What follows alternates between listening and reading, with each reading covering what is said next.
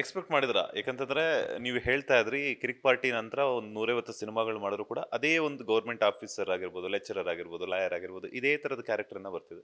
But ಈ ಒಂದು ಸಿನಿಮಾದಲ್ಲಿ ಇಂಥ ಕ್ಯಾರೆಕ್ಟರ್ ಬರುತ್ತೆ, ಅದು ಕೂಡ ನಾನು ಪುಷ್ಪಮ್ಮ ಅವರ ಒಂದು ಬ್ಯಾನರ್ ಅಡಿಯಲ್ಲಿ ನಾನು ಕೆಲಸ ಮಾಡ್ತೀನಿ ಅಂತ.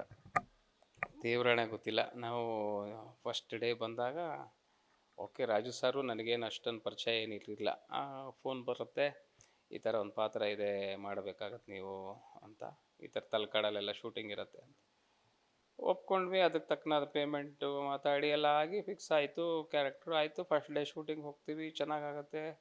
ಹಾಗೆ ನಡೀತಾ ಹೋಯಿತು. ಸಿನಿಮಾದಲ್ಲಿ ನಮಗೆ ಯಾವತ್ತೂ ಕೂಡ ಯೂಶ್ವಲಿ ಪ್ರೊಡ್ಯೂಸರ್ಸ್ ಬಂದಿರ್ತಾರೆ ಸೆಟ್ಟಿಗೆ ಅಂತ. ಇದರಲ್ಲಿ ಪ್ರೊಡ್ಯೂಸರೇ ಬರಲಿಲ್ಲ ಒಂದಿನೂ.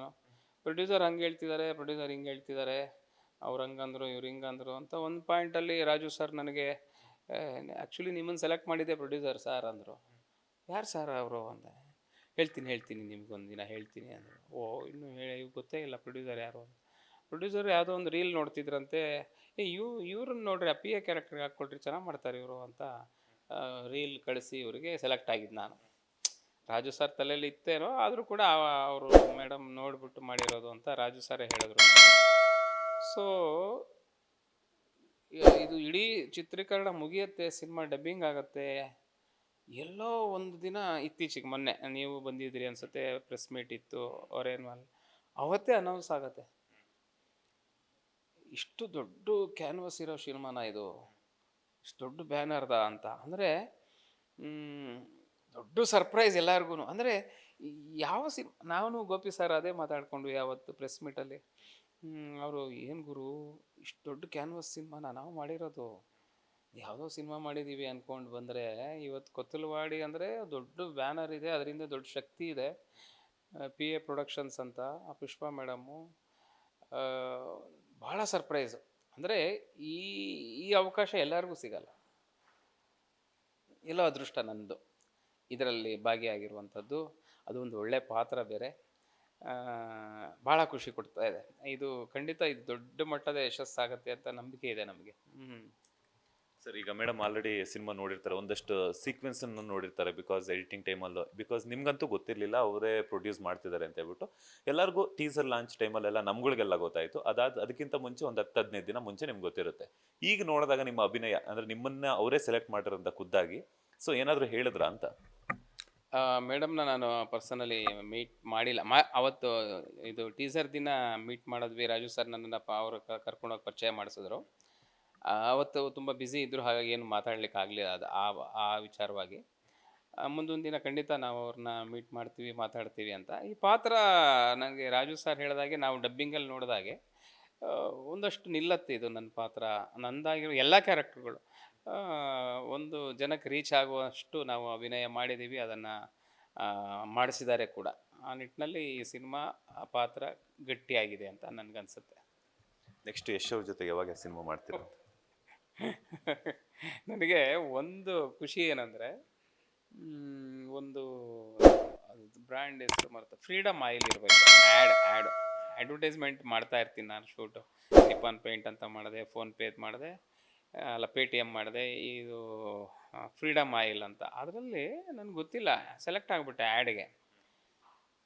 2 ದಿನ ಆ್ಯಡ್ ಶೂಟಿಂಗ್ ಸ್ಪಾಟಿಗೆ ಹೋದರೆ ಯಶ್ ಅವರು ಅದಕ್ಕೆ ಮೇಜರು. ಇದು ಯಶ್ ಅವರು, ರಾಧಿಕಾ ಮೇಡಮ್ ಇಬ್ಬರೂ ಇದ್ದರು.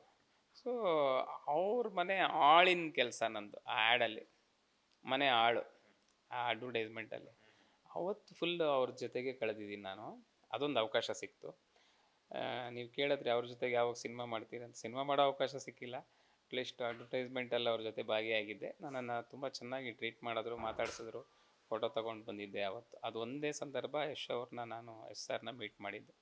ಒಂದೊಂದು ದಿನ ಹೇಳೋಕ್ಕಾಗಲ್ಲ, ನಮ್ಮ ಅದೃಷ್ಟ ಚೆನ್ನಾಗಿದ್ದರೆ ಕರೆದ ಅವಕಾಶ ಕೊಟ್ಟರು ಕೊಡ್ಬೋದು, ಅದೃಷ್ಟ ಬೇಕು. ಈ ನಮ್ಮ ಬಾಸ್ ಟಿವಿ ಮೂಲಕ ಕೇಳಿ ಸರ್ ಅಂತ. ಎಸ್ ಸರ್, ನಿಮ್ಮದು ಮುಂದಿನ ಯಾವುದೇ ಒಂದು ಸಿನಿಮಾ ಇರ್ಬೋದು, ನನ್ನಲ್ಲಿ ಏನಾದರೂ ಅರ್ಹತೆ ಇದ್ದರೆ ಮಾತ್ರ ಕರೀರಿ. ನಿಮ್ಮ ಒಂದು ಸಿನಿಮಾದಲ್ಲಿ ಅವಕಾಶ ಕೊಡಿ. ನಾನು ಕೊಡಲೇಬೇಕು ಅಂತ ಹೇಳ್ತಿಲ್ಲ, ಖಂಡಿತ ಇವನಲ್ಲಿ ಕೆಪಾಸಿಟಿ ಇದೆ, ಕೇಪಬಲ್ ಇದ್ದಾನೆ ಇವನು ಅನಿಸಿದ್ರೆ ನಿಮಗೆ ಖಂಡಿತ ಕರೀರಿ. Thank you. ಎಲ್ಲದರಲ್ಲೂ ಎಷ್ಟು ಚೆನ್ನಾಗಿ ಕೇಳ್ತೀರಾ ಸರ್, ನಿಜವಾಗ್ಲೂ ನನ್ನೆಲ್ಲ ಕೇಪಬಿಲಿಟೀಸ್ ಇದ್ರೆ ಮಾತ್ರ ಕೊಡಿ, ಇಲ್ಲ ಅಂತಂದ್ರೆ ಬೇಡ ಅಂತ ಹೇಳ್ಬಿಟ್ಟು. ಯಾಕೆ ಈ ತರ ಕೆಲವರು ಅವಕಾಶ ಅವ್ರ ಜೊತೆ ಯೂಶಲಿ ನಾವು ನೋಡ್ತಾ ಇರ್ತೀವಿ, ಅವ್ರ ಜೊತೆ ಫೋಟೋಗೋಸ್ಕರ ವೇಟ್ ಮಾಡ್ತಿರ್ತಾರೆ, ಹಾಗೇನೆ ಒಂದು ಸೆಲ್ಫಿಗೋಸ್ಕರ ಒಂದು ಚಾನ್ಸ್, ಒಂದು ಅವ್ರ ಜೊತೆ ಸುಮ್ಮನೆ ಹಂಗೆ ಪಾಸ್ ಆಗೋ ಮೂಮೆಂಟ್ಗೋಸ್ಕರ ವೇಟ್ ಮಾಡ್ತಾರೆ. ಬಟ್ ನೀವು ಏನಕ್ಕೋಸ್ಕರ ಆ ಅರ್ಹತೆ ಇದ್ರೆ ಮಾತ್ರ ಕೊಡಿ ಅಂತ ಕೇಳಿದ್ರಿ? ಯಾಕೆ ಅಂದರೆ ಇವತ್ತು ಯಶ್ ಅವರು ಎಷ್ಟು ಅಳದು ತೂಗಿ ಸಿನಿಮಾ ಮಾಡ್ತಿದ್ದಾರೆ ಅಂದರೆ, ಸಣ್ಣ ಸಣ್ಣ ಅಂಶನೂ ಅವರು ಸೆಲೆಕ್ಟ್ ಮಾಡಿ ಅದನ್ನು ಬೇಕೋ ಬೇಡವಾ ಅಂತ ವಿಚಾರ ಮಾಡಿರುವಂಥ ಸಿನಿಮಾಗಳು ಇವತ್ತು. ಅದಕ್ಕೆ ಅವರು ಅಷ್ಟು ದೊಡ್ಡ ಮಟ್ಟಕ್ಕೆ ಬೆಳೆದಿರುವಂಥದ್ದು.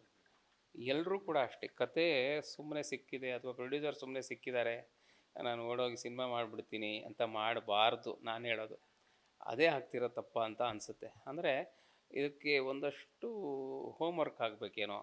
ಇವತ್ತು ನಾವು ಸಿನಿಮಾಗಳು ಬೇರೆ ಬೇರೆ ಕಾರಣ ಕೊಡ್ತಾ ಇದ್ದೀವಿ, ಸಿನಿಮಾ ಸೋಲ್ತಿದೆ, ಏನೊಂದು ಆಗ್ತಿದೆ ಅಂತ. ಇವತ್ತು ಯಶ್ ಅವ್ರನ್ನ ನಾವು ನೋಡಿ ಕಲಿಯೋದು ಸಾಕಷ್ಟಿದೆ. ಅಂದರೆ ನೋಡಿ, ಅವರು ಎಲ್ಲೂ ಪ್ರೊಡ್ಯೂಸರ್ ಕೈಯಲ್ಲಿದ್ದಾರೆ, ಆ್ಯಕ್ಟ್ರ್ ಅವರೇನೆ, ದೊಡ್ಡ ಪ್ರೊಡಕ್ಷನ್ ಹೌಸ್ ಇದೆ, ಎಲ್ಲ ಕೈಯಲ್ಲಿದ್ದು ಕೂಡ ಒಂದು 10 ಸಿನಿಮಾ ಮಾಡಿಬಿಟ್ಬಿಡ್ಬೋದಿತ್ತು. ಎಷ್ಟು ಅಂದರೆ ಸಿನಿಮಾಗೆ ಒಂದು ತೂಕ ಕೊಡಬೇಕು, ಚಿತ್ರರಂಗ ಗಟ್ಟಿ ಆಗಬೇಕು, ನಿಲ್ಲಬೇಕು ಅನ್ನೋ ದೃಷ್ಟಿಯಲ್ಲಿ ಅಂದರೆ ಅದ್ರ ಹಿಂದೆ ಸಾಕಷ್ಟು ವರ್ಕ್ ಮಾಡ್ತಿದ್ದಾರೆ. ಹಾಗಾಗಿ ನನಗೆ ಏನಾರು ಅವಕಾಶ ಕೊಡೋದಾದ್ರೆ ಅವರು ಖಂಡಿತ ಅದನ್ನು ಅಳೆದು ತೂಗ್ತಾರೆ. ಇವನಿಗೆ ಸಾಮರ್ಥ್ಯ ಇದೆಯೋ ಇಲ್ವೋ, ಅಥವಾ ಎಲ್ಲ ಪಾತ್ರಗಳು ಅಷ್ಟೇ. ಅವ್ರನ್ನ ನೋಡಿ ನಾವು ಕಲಿಯೋದು ಸಾಕಷ್ಟಿದೆ. ಆ ನಿಟ್ಟಿನಲ್ಲಿ ನನ್ನ ಪಾತ್ರ ಇರ್ಬೋದು, ಅದು ನನಗೆ ಅವಕಾಶ ಕೊಡ್ತಾರೋ ಇಲ್ವೋ, ಬಟ್ ಸ್ಟಿಲ್ ಅದೊಂದು ಹಂಬಲ್ ರಿಕ್ವೆಸ್ಟ್ ಅಷ್ಟೇ. ಆ ನಿಟ್ಟಿನಲ್ಲಿ ಅವರು ಖಂಡಿತ ಯೋಚನೆ ಮಾಡ್ತಾರೆ, ಯಾರಿಗೇ ಆಗಿರಲಿ ಒಂದು ಪಾತ್ರ ಕೊಡಬೇಕು ಬೇಡವಾ ಅನ್ನೋದ್ರ ದೃಷ್ಟಿಯಿಂದ. ಲೇಟೆಸ್ಟ್ ಹಾಗೂ ಇಂಟ್ರೆಸ್ಟಿಂಗ್ ಸುದ್ದಿಗಳಿಗಾಗಿ ಬಾಸ್ ಟಿವಿ ಕನ್ನಡ ಚಾನೆಲ್ನ ಸಬ್ಸ್ಕ್ರೈಬ್ ಮಾಡಿ. ಹಾಗೆಯೇ ಬೆಲ್ ಐಕಾನ್ ಪ್ರೆಸ್ ಮಾಡಿ. ಇದರ ಜೊತೆಗೆ ಫೇಸ್ಬುಕ್, ಇನ್ಸ್ಟಾಗ್ರಾಮ್, ಎಕ್ಸ್ನಲ್ಲೂ ಮಿಸ್ ಮಾಡದೆ ಫಾಲೋ ಮಾಡಿ.